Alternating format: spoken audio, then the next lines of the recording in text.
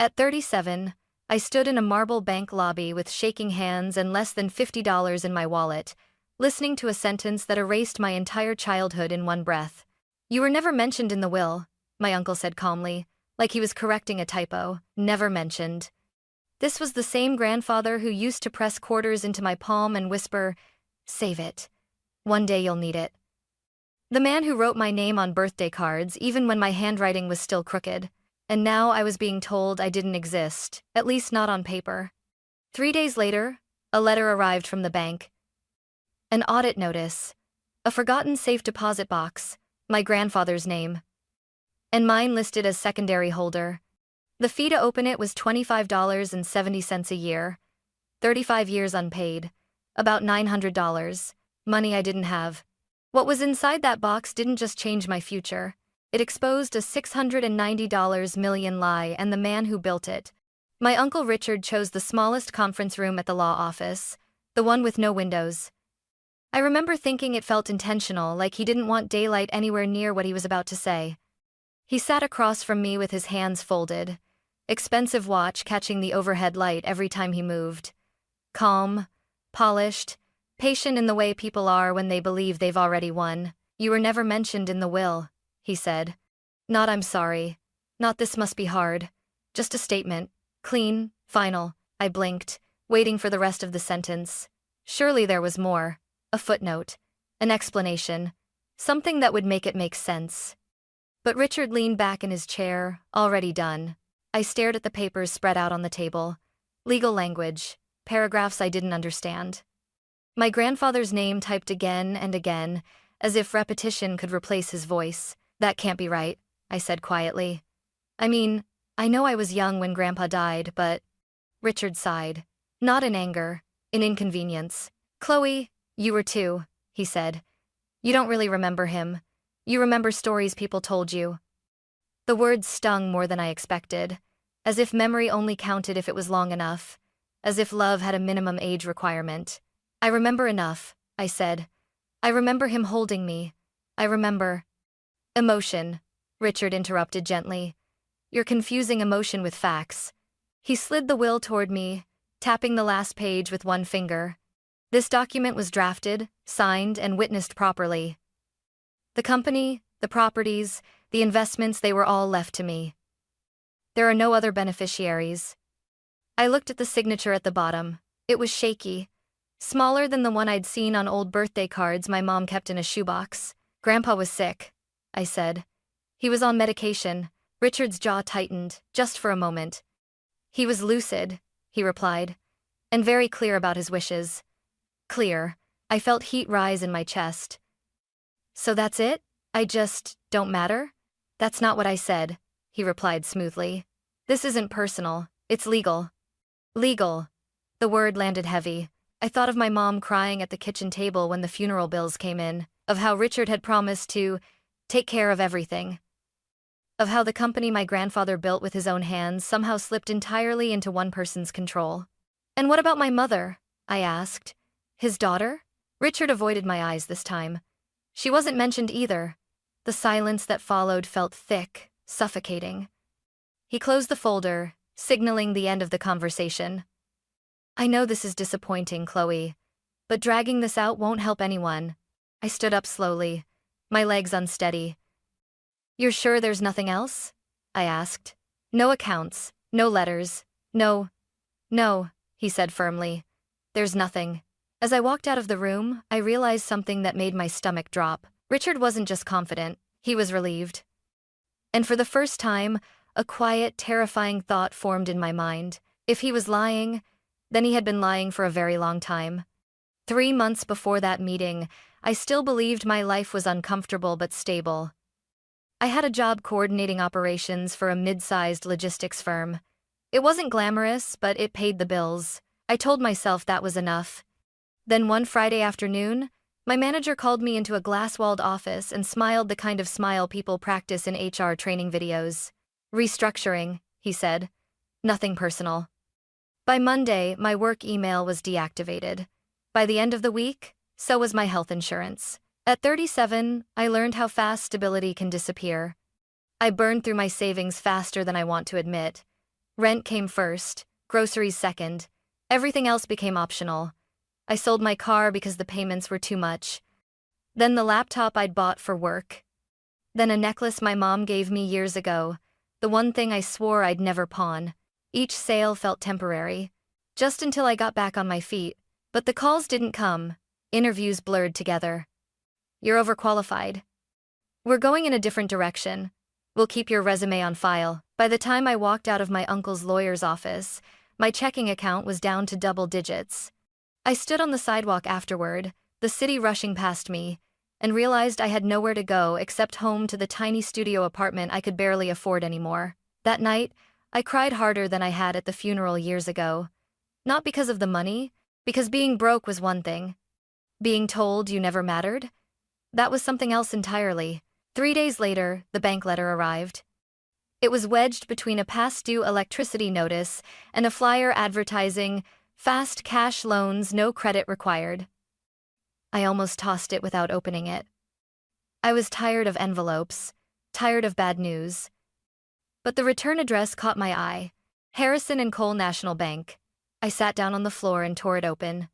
The words safe deposit box audit didn't mean much at first. Then I saw the name. Walter Harris. My grandfather. My heart started pounding so hard I had to read the letter twice. According to their records, a safe deposit box opened 35 years ago had gone untouched. Fees had accumulated. Payment was required to prevent the contents from being surrendered as abandoned property. At the bottom, in smaller print, was a line that made my breath catch. Secondary holder, Chloe Harris. I stared at my name until the letters blurred. Richard had looked me in the eye and said there was nothing. No accounts. No letters. No anything. And yet here it was. A box no one had mentioned. A box with my name on it. I picked up my phone and dialed the bank before I could talk myself out of it. When the woman on the line told me the total fee, $25.70 per year, 35 years unpaid, roughly $900, I laughed. Not because it was funny, because I had exactly $41 in my wallet. I hung up and sat there in silence, the letter shaking in my hands. If Richard was telling the truth, the box would be empty, worthless, a dead end. But if he wasn't, then whatever was inside had been hidden from me on purpose. And for the first time since losing my job, I felt something stir beneath the fear and exhaustion. Not hope. Suspicion. The next morning, I counted my money 3 times, like the number might change if I stared at it hard enough. $41. That was everything I had to my name. I sat at my small kitchen table, the bank letters spread out in front of me, doing the math over and over. $25.70 a year. 35 years. Just under $900. It wasn't a fortune. It wasn't even close. But it might as well have been $9 million. I called the bank again, hoping I'd misunderstood something the first time. There isn't a payment plan? I asked. Or anything like that? I'm sorry, Miss Harris, the representative replied politely. The full balance must be paid before the box can be accessed. Of course it did. I hung up and stared at the wall, my thoughts racing. I could ask my friends, but most of them were barely getting by themselves. My mom had passed years ago. Richard was out of the question. For a brief, humiliating moment, I even opened a payday loan website. The interest rates made my stomach turn. Borrowing money to maybe discover nothing inside a box felt reckless, desperate, and I was desperate but not careless. By that afternoon, I had made a decision. If that box was the only thing my grandfather ever left with my name on it, then I wasn't letting it disappear without trying. I started selling what little I had left. I listed my old camera online first. It sold within hours for a fraction of what it was worth. Then my bookshelf. Then the small dining table I'd eaten at since college. Each item leaving felt like erasing another piece of my life, but I kept telling myself it was temporary. I picked up a few short-term gigs organizing files, cleaning apartments, walking dogs for neighbors who barely looked at me when they handed over the keys. I worked until my back ached and my hands were sore. At night, I added the numbers on a scrap of paper. $60. $120. $275. It still wasn't enough. 2 days later, exhausted and frustrated, I stood outside the bank anyway. I don't know what I expected. Mercy, maybe, or a miracle, but my legs carried me there before my brain could stop them. The lobby was quiet, cool, almost intimidating. I approached the front desk and explained my situation again, my voice low. "I know I'm short," I said. "But if there's any way, any documentation I can sign, any extension." The woman listened without interrupting. Her nameplate read, Linda Parker. She didn't rush me. She didn't look at her watch. She just nodded slowly, as if she was piecing something together. "Let me pull up the file," she said. As she typed, I felt my chest tighten. This was it. One yes or no between me and whatever my grandfather had hidden away. She paused, frowned slightly, then clicked through another screen. "This box hasn't been accessed since it was opened," she murmured. "That's unusual." My heart skipped. She leaned back in her chair and studied me for a moment. "You said your uncle handled the estate?" "Yes," I replied. "He told me there was nothing else." Linda's expression changed. Not dramatically, just enough. "I can't promise anything," she said carefully. "But I'd like to look a little deeper." She stood and motioned for me to follow her. As we walked toward a side office, my hands started to shake. For the first time since I'd opened that letter, it felt like I was standing at the edge of something Richard had hoped I'd never find. Linda led me down a quiet hallway and into a small office tucked away from the main lobby. The door closed softly behind us, muting the sound of ringing phones and polite conversations. It felt like stepping out of the present and into something suspended in time. "I'm going to the vault," she said. "I'll give you privacy once we open it." My mouth was dry. I could only nod. The vault door was massive, cold metal polished to a dull shine. When it opened, the sound echoed deep and final, like something sealing behind me. Rows of small metal boxes lined the walls, each one holding someone's past, someone's secrets. Linda located the box quickly. She checked the numbers twice, then handed it to me. "I'll be right outside," she said gently. The room felt suddenly very small. I set the box on the table and just stared at it for a moment. This was it. 35 years of silence. 35 years of being told there was nothing. My hands trembled as I opened the lid. On top lay a thick stack of yellowed documents, carefully arranged. Beneath them was something I didn't recognize. At first, a single certificate, its edges worn but intact. I picked it up. Apple Computer Incorporated. The date stopped me cold. Early 1990 seconds. My heart began pounding so loudly I was sure someone outside could hear it. I didn't know much about stocks, but I knew enough to understand that Apple shares bought that long ago weren't small. They weren't symbolic. They were life-changing. I set the certificate down carefully, like it might shatter, and reached deeper into the box. That's when I saw the envelope. It was sealed, thick paper. My grandfather's handwriting, unmistakable even after all these years.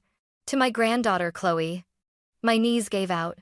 I slid down into the chair, clutching the envelope to my chest as if it were the only thing keeping me upright. He knew. He had known there would come a day when someone would tell me I didn't matter, when my name would be erased. And he had written this anyway for me. I broke the seal with shaking fingers. The first line was simple. "My girl, if you're reading this, it means someone failed you." The words blurred as tears filled my eyes. I covered my mouth, trying to steady my breathing, but the weight of it all came crashing down at once. The loss, the lies, the years of quiet dismissal. He had left me something, not out of obligation, not as an afterthought, on purpose. As I turned the page, I realized this letter wasn't just an inheritance. It was a confession, and whatever it revealed was something my uncle had never wanted me to see. I read the letter slowly, afraid that if I rushed, the words might disappear. My grandfather's handwriting wavered in places, but his meaning was clear, painfully clear. "I didn't plan to leave you out," he wrote. "And if anyone tells you otherwise, they are lying to protect themselves." My chest tightened. He explained that in the last year of his life, when his health declined, he had relied heavily on Richard. Trusted him. Let him handle the paperwork. Documents were brought to him late in the evenings, framed as routine updates, legal necessities, things that needed to be signed quickly. I was tired, medicated. I believed my son would never use that against me. The words felt heavy in my hands. He described moments of clarity brief, sharp windows where he realized something was wrong, accounts he didn't recognize, transfers he didn't remember approving, questions that were brushed aside with reassurances. By the time I understood what had happened, he wrote, it was already too late to fix it openly. I swallowed hard, my throat burning. Then the letter shifted. So I did what I could quietly. He wrote about the Apple stock, how he bought it outside the company, how he never mentioned it to anyone, not even his lawyers tied to the business. It was meant to be separate, untouchable. I wanted something that could not be taken from you. At the bottom of the page, my hands started shaking again. There is a recorded statement, dated and witnessed. It explains everything, what was signed, how, and why it never reflected my true wishes. He named the attorney, James Caldwell. He named the file. If you are reading this, Chloe, it means you are strong enough to look for the truth. Use it carefully. Truth doesn't need anger to win, but it does need courage. Tears slipped down my face, silent and unstoppable. This wasn't about money anymore. This was proof. Proof that my grandfather hadn't forgotten me. Proof that I hadn't imagined the warmth in his voice, the way he held me like I mattered. And proof that someone had worked very hard to make sure I never found this box. I folded the letter carefully and placed it back in the envelope, my hands steadier now. For the first time since Richard looked me in the eye and told me I didn't exist, I felt something solid take root inside my chest. Not hope, certainty. Whatever came next, lawyers, confrontation, consequences, I wasn't walking into it blind anymore. I wasn't just his niece who'd been overlooked. I was the granddaughter he'd trusted with the truth, and I was ready to use it. I didn't call Richard right away. For once, I didn't rush. I didn't panic. I sat in the small viewing room of the bank, the letter folded neatly in my bag, the Apple stock certificate resting on the table like a quiet witness. My grandfather had waited 35 years for this moment. I could wait one more day to do it right. The next morning, I called James Caldwell's office. When I gave my name, there was a pause on the line long enough for doubt to creep back in. Then his assistant said softly, "Please hold. Mr. Caldwell will take this call himself." That was the first crack. When we met later that afternoon, James Caldwell didn't offer small talk. He closed the door, sat across from me, and stared at the letter for a long moment before he spoke. "I wondered when you'd find it," he said quietly. My heart slammed against my ribs. "You knew?" "I knew there was a chance," he replied. "Your grandfather was very careful in the end." He reached into a locked cabinet and removed a thin red folder. "File H-19, he said. "Your grandfather recorded a sworn statement. He was clear, calm, fully aware." My hands curled into fists. "Clear about what?" Caldwell met my eyes. That he was pressured. That documents were presented under misleading circumstances. That his final will did not reflect his true intent. The room felt suddenly too warm. "And Richard?" I asked. Caldwell exhaled. "Your uncle was very convincing. And very thorough." I nodded slowly. Then it's time he heard something convincing too. Richard didn't expect me to walk into his office.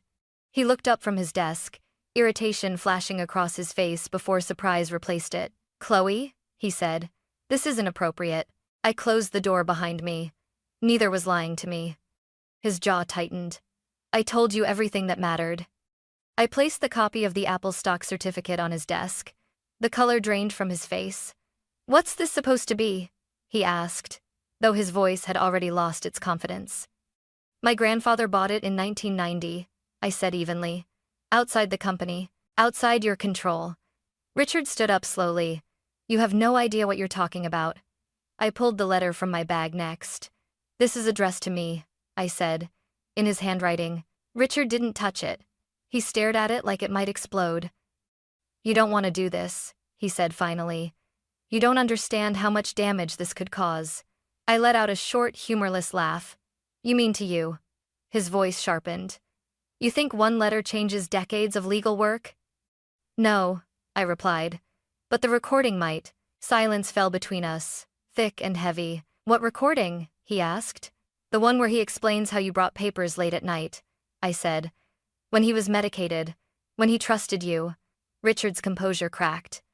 "That's absurd," he snapped. "There's no proof." "There is," I said. "And it's dated, witnessed, filed." For the first time since I'd known him, Richard looked scared. "You're making a mistake," he said quietly. "This doesn't end well for anyone." I leaned forward. "It already ended badly. I'm just telling the truth now." The mediation happened 2 weeks later. No shouting, no dramatics, just a long table, stacks of documents, and a recording played once, then twice. My grandfather's voice filled the room. Calm. Certain. "I did not intend to disinherit my granddaughter," he said in the recording. "Any document suggesting otherwise was signed under misunderstanding and undue influence." Richard stared at the table.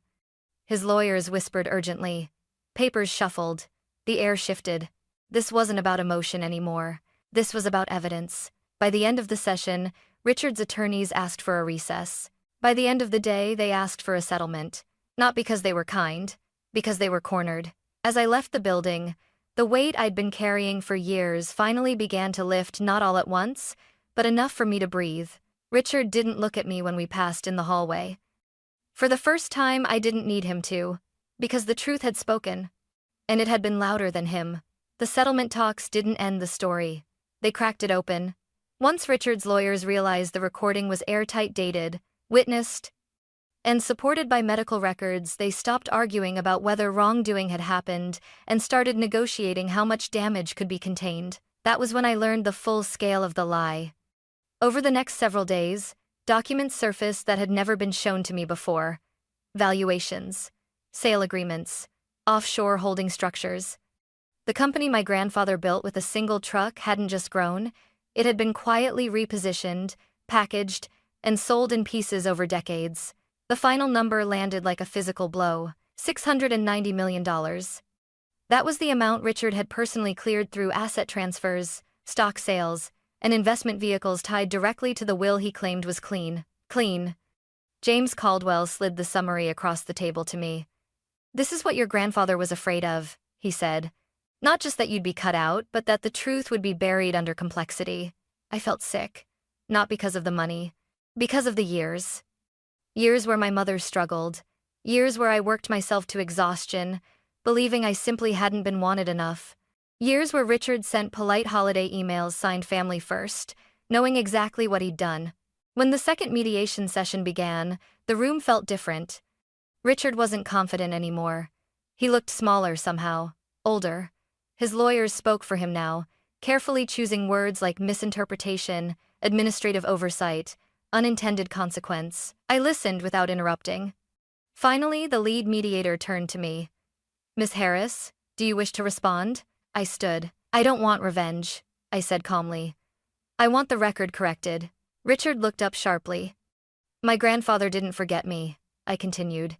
"He was misled, and that lie allowed nearly $700 million to change hands under false pretenses." The room went silent. "I won't be erased quietly," I said, "and I won't sign anything that pretends this was an accident." Richard's attorney leaned toward him, whispering urgently. Richard shook his head at first, then stopped. Something in him broke. "This will destroy my reputation," he said suddenly, his voice strained. "Do you know what you're asking?" I met his eyes. "No," I said. "I know what you took." That was the moment. The negotiations shifted completely. By the end of the week, the agreement included not just compensation, but formal legal acknowledgement of undue influence, amendments to public records, revisions to corporate filings, disclosures that could not be quietly sealed. Richard kept most of his wealth. But the lie didn't survive. Financial publications began asking questions, then auditors, then regulators. The story unraveled not explosively, but relentlessly, and every thread led back to one truth. I had never been forgotten. I had been deliberately excluded. When I walked out of the final meeting, the city felt louder, brighter. I stopped on the courthouse steps and let the air fill my lungs. For the first time in my adult life, I wasn't carrying someone else's version of my worth. The lie that built a $690 million empire was collapsing. And I didn't have to push. All I did was refuse to disappear. When everything was finalized, people expected me to celebrate. Friends asked if I was going to finally live large. Strangers, once the story leaked, assumed I'd walked away with some dramatic fortune, that my life had flipped overnight from struggle to luxury. It hadn't. What I gained wasn't sudden wealth. It was something quieter, heavier, truer. I received a structured settlement, carefully designed through the court to restore what should never have been taken and to protect me from becoming another headline. Most of the Apple stock was placed into a trust. I kept one original share certificate, framed on the wall of my new apartment, not because of what it's worth, because of what it represents. I used part of the money to pay off my debts. No more overdue notices, no more calculating groceries in my head. I went back to school part-time, something I'd always postponed because survival came first. I also set up a small legal fund in my grandfather's name for people who were told, like I was, that they didn't matter because paperwork said so. James Caldwell told me once, quietly, "Your grandfather didn't just plan for justice, he planned for you." I think about that often. Richard never apologized. He didn't need to. The truth followed him everywhere after that, into boardrooms, into interviews, into every conversation where his name came up with a pause afterward. As for me, I stopped flinching when people talked about family, about inheritance, about legacy, because I finally understood mine. My grandfather didn't leave me millions to spend. He left me proof. Proof that love can be patient. That truth can wait decades and still arrive intact. And that even when the world tells you that you were never mentioned, never chosen, never counted, someone, somewhere, remembered your name. And sometimes, that is worth more than $690 million.